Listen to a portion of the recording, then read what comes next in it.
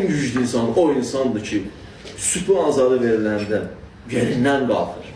Da 45 dəqiqə oturur, yerində oturmur ki, durasan. Bir 30 dəqiqə durğuzurlar, 30 dəqiqə yerində oturur, Deynə-deynə evdən dəstəm alarsa, o da başını qoyur, yatır. Yox. Azan verildi, qalxdı. Yerindən durdu. İbadətin elədi. Xoş olsun o şəxslərin halına ki, sübhə oyananlardan deyil, sübhə oyadanlardandır. Dökəlan oyadır, durun ayağa sübhə qulun. Xoş olsun bunların halına. Və oruc səndə bunu yaradır, məndə bunu yaradır. Təqva. Təqva bir vaxt nəsib ola bilən də indi süfrə verərsiniz. Orta deyirəm, necə yaradır onu. Amma ən azı bunu bilin ki, bunu yaradır. Və insanı qəflətdən çıxardır və insanı özünə qaytarır. Özünə. Allah bizi özümüzdən uzaq düşənlərdən qərar verməsin inşallah.